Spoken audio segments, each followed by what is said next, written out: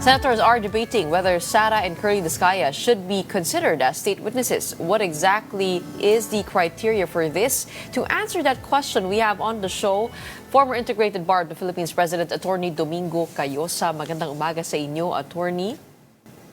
Good morning, Gretchen. Magandang umaga sa nakikinig at nanonood sa inyong program. Let's go straight to the question. After all the facts have been presented, the affidavit submitted, and seeing the context around those facts, what is your answer to that? Could the Discayas be considered state witnesses? At this point, I don't think they would qualify as state witnesses. Number one, because they seem to be as guilty as the masterminds. They are major players in the crime. Secondly, and more importantly, it looks like their affidavits and their statements is not the truth and the whole truth and nothing but the truth. Mm-hmm. So it is wise and prudent for the Department of Justice and even the Senate to first vet out the testimonies of these people, because the Witness Protection Act also requires that whatever information or testimony they are offering in exchange for witness protection benefits should be validated or corroborated in its material aspects.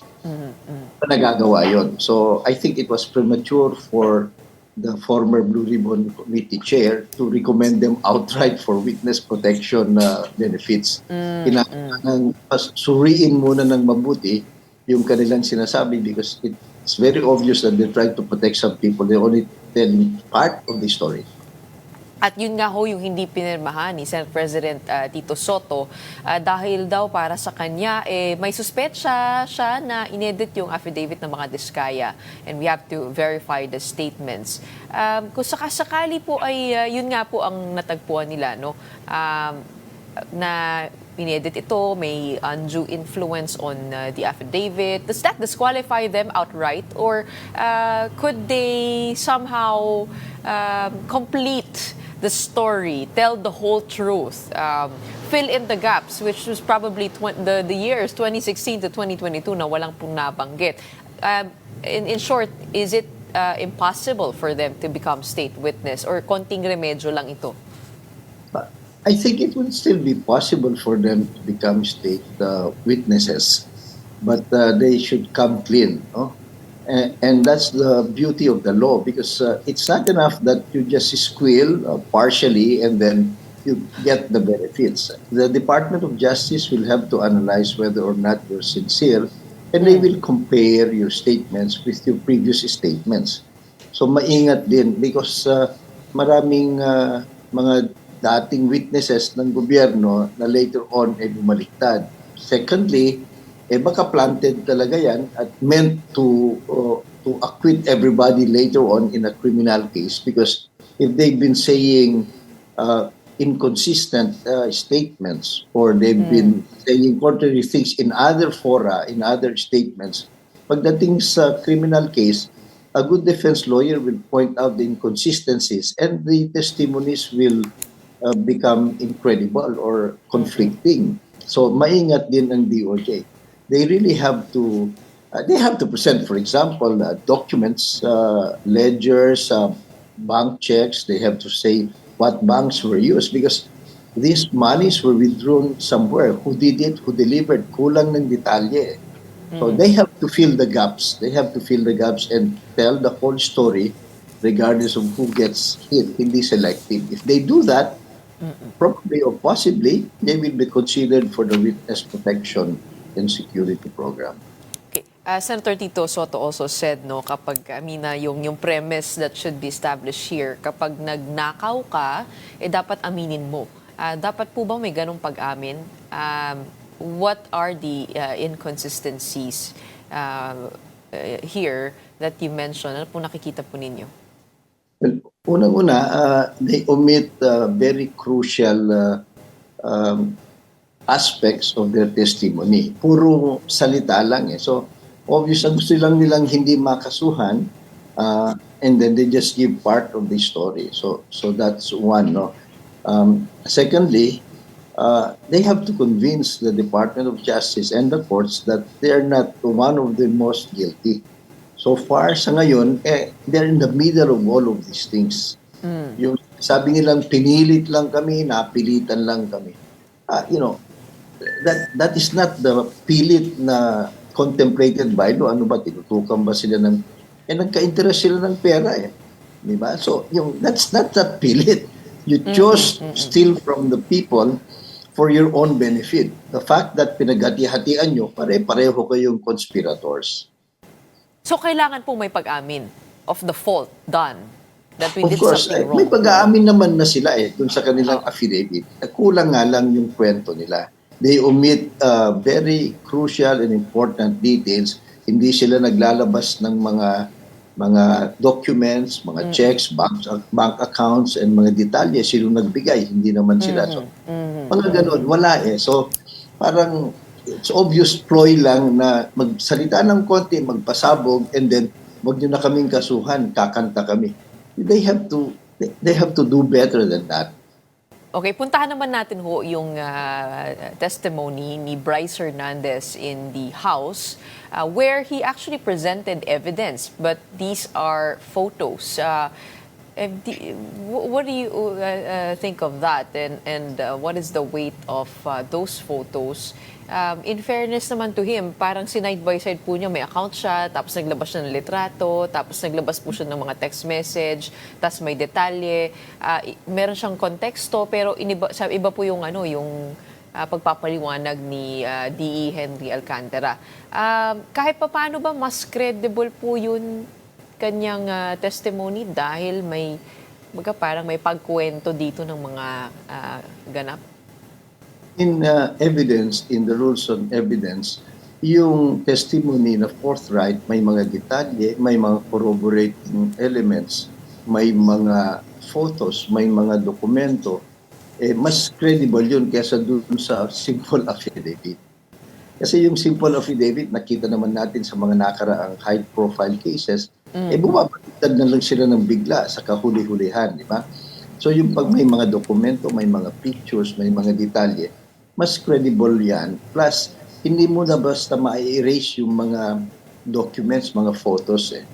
So, at nalalagay sa konteksto at makita mo naman kung willing silang ilahad-lahat ng detalye, di ba? Pati yung sino ba yung nakatayo dyan, alam niya eh.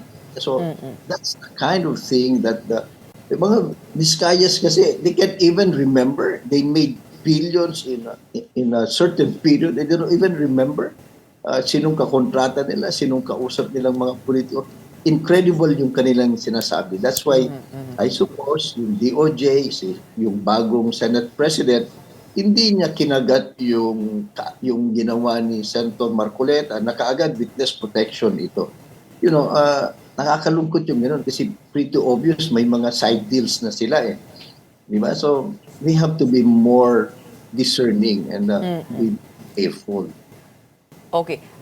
And in that light, do you think that Bryce Hernandez could be qualified to become state witness?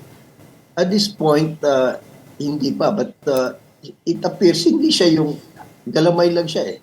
Nauutusan lang. So, he was just doing all of these things, giving that us, ilalagay sa isang malaking opisina, hindi naman siya yung number one na kaparte-parte. Siguro inaambunan lang siya. So maaari siguro siya in that aspect, maaari kasi he appears not to be the most guilty eh. Meron siyang, merong nakakataas sa kanya at hindi naman siya yung pumipirma ng mga approval, ng mga releases, tauhan lang siya. So, mas malaking chance that he can be considered. Of course, he has to, again, say the whole truth and fully cooperate in all aspects of the investigation and the prosecution. Okay. Could you remind us again how to qualify as state witness? Ano po ba yung mga conditions that need to be met? One, under the law, under the RA 6981, the Witness Protection, Security, and Benefits Law, and Rule 119 of the Rules of Court, yung number one dyan, the testimony must be absolutely necessary. mean to say, in practical terms, uh, you need the testimony or the evidence offered by this witness to nail down, to convict. So there's no other direct evidence other than what they are offering. Second, of course, it is required that the offense must be grave. Hindi pwedeng state witness ka kung simpleng banggaan lang. It should be a serious offense. The witness should not have been convicted of a crime involving moral turpitude. Why is that? Because if they want to be assured of your credibility and your integrity. Third, fourth, which is very important, he should appear not to be the most guilty among the most guilty. Kumbaga, galamay lang siya, ginamit lang siya. And then fifth, the testimony or the evidence that he's offering can be corroborated in its material aspects. So, ito yung 5 na minimum requirements before you are admitted as state witness and given the protection and the security and the benefits of a state witness. And with that, no, looking at the whole chart, there is of course the DPWH here. We have their employees. We have the contractors, that side. We have our congressmen who approve the budgets. We even have our senators. 2 senators have been implicated here.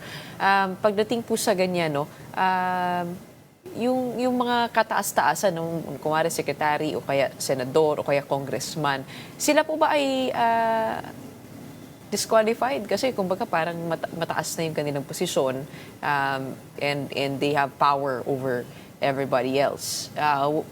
What are your thoughts on that? Hindi naman niya nakukuha sa pataasan ng posisyon, Gretchen, no? It doesn't matter what your position is. Ang tinitignan nila, are you the key players? Kumbaga, without you, mangyayari ba yung krimen? So sa aking tingin, yung congressman na nag-mastermind, nag-insert, yung contractor, yung district engineer at the very least, or the secretary kung in-approve niya yan, o kaya alam niya, mga ito, mahirap na silang mag-mistake. Pero yung mga assistant, mga COA na nagkulang ng pag-audit, o yung mga staff nila na taga-deliver ng pera o taga-lista, yun, pwede. Yung ganun. Pero yung mga key conspirators, yung mga namumorsyento, entitled, at kung wala sila, hindi nangyari yung krimen, medyo mahirap yan na maging state witness because of the requirement that they should appear to be not one of the most guilty. Okay. And given that senators and congressmen have already been named, senators by Bryce, congressmen by the Discayas, ano kaya ang kailangang weight of evidence to be able to implicate these individuals or prove that they are somehow linked to this? Kasi yun nga, puro pangalan lamang o pwedeng sabihin na photo, fan photo lamang. At yung mga opisyalis naman, they would say, hindi naman ako nakipagkita dyan. And usually naman, hindi naman ho talaga, diba? Dahil may mga tao po yan sila. So, ano po yung weight of evidence that is required by law to actually have a case here against them? But let me clarify, Gretchen, na mali yung sinasabi ng marami na there must be direct evidence. That's a lie because criminal cases you can achieve a conviction even with circumstantial evidence. Yung bang hindi diretsong nandun o hindi diretsong narinig, but circumstances that when you connect them together will prove a fact. So, at saka it is foolhardy naman for us to expect na kung tatanggap ang isang senador o ang congressman, application ng resibo. Diba? Kaya siya mismo, diba? So, hindi. So, but that's why the details should be revealed by these witnesses because certainly they gave the money or they deposited the check somewhere else. Wala pa yun eh. At sinong tumanggap ng, because you can identify sino ba yung tao na yan and then again prove that this person is in the employ of this congressman, mga ganon. Kasi nga, hindi naman maniniwala ang tao na yung staff lang ang tatanggap niyan at siya ang tumatanggap at siya talaga ang kurakot. Yun, tinatanggap niya for the boss. But these details, kailan yan ginawa, saan, magkano, because these are series. Sabi, ang lalaki, hundreds of millions, billions. So they have to detail. Hindi lang pwede yung mga ballpark figures. And that's very important in criminal cases. Okay. So, yung text message po sa Viber and pinicturan na disappearing messages, that could be admitted already as evidence. Wala pong Yes. issue dyan. Pwede. Qualified po yun. Yes, that's material, that's relevant. And electronic data now is evidence. Matagal na ho yan. Sa e-commerce law and sa rules of court, kinikilala na yan. Mga video, mga text messages, Viber, Facebook, those could be admissible evidence. Okay. At this point, ano pong mga kaso kaya ang pwedeng maisampa rito? Doon muna tayo sa account ni Bryce Hernandez. Meron pong mga litrato. Bukod doon sa text message po na yon, meron pong litrato doon nga sa kanilang opisina of heaps, bundles of money. And syempre we have from Senator Ping Lacson, yung kanilang pagpasok at labas sa mga kasino. Ano kaya yung mga pwede na sa ngayon na maisampa? Well, ang pinakamadali would be administrative cases, and that is within the power of the President or the Secretary of DPWH o kaya yung Ombudsman. No? There's more than enough evidence kasi sa administrative cases, para tanggalin yung isang opisyal, ay you don't need proof beyond reasonable doubt, and you don't go to court. It's just an administrative process which by law and its nature is summary. So dapat gawin na nila yon. Pangalawa, pwede na rin silang kasuhan ng mga lesser offenses gaya ng violation of the Anti-Graft and Corrupt Practices Act or violation of the law and ethical standards for government employees and officials. Kasi yung pagpunta nga sa casino, bawal na yan. So pwede na silang kasuhan ng ganyan. Now, as the investigation goes on and they get more details, then it can go all the way up to plunder kasi malinaw na plunder ito Billions, tens, hundreds of billions plus there's a scheme. Hindi ito yung one time na nakawan, paulit-ulit, and it involves many different parties, the congressmen, the senators, the contractors, DPWH, including COA. So ito yung mga pwede na. No, plunder would be the last. I would understand they're very careful because maraming dinagdag ang judiciary dun sa mga requirements ng plunder. So, mag-iingat sila, kailangan kumpleto. But it is important that they already filed the admin cases, the criminal cases that are already supported with existing evidence, the documents, and the testimony. Pag-aamin nila, under oath na yung ginagawa nila sa Senado at sa Congress. So, pwede na rin magamit yan sa kanila. Oo. Yung dalawang senador ho na banggit po rito ay pwede na rin bang kasuhan ng plunder? Sa ngayon, hindi pa Kasi nga, yun, walang detalye At then, biglang kakambyo uli ka agad. Pag nagalit yung senador, privilege speech, kinabukasan, sabi, hindi naman namin sila direktong nakakausap. That's the kind of testimony na iniiwasan natin. So, plunder, hindi pa siguro. We understand yung care at saka caution ng DOJ o kaya ng Ombudsman kasi mahirap naman yung mag-file ka ng kaso para matalo. Nangyayari din kasi yan. File na lang sila ng kaso para tumahimik ang taong bayan pero alam nila, itong fina-file nila wala namang mangyayari.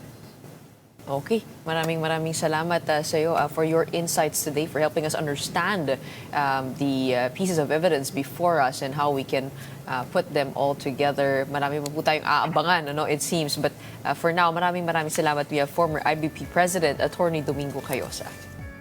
Maraming salamat. Good morning.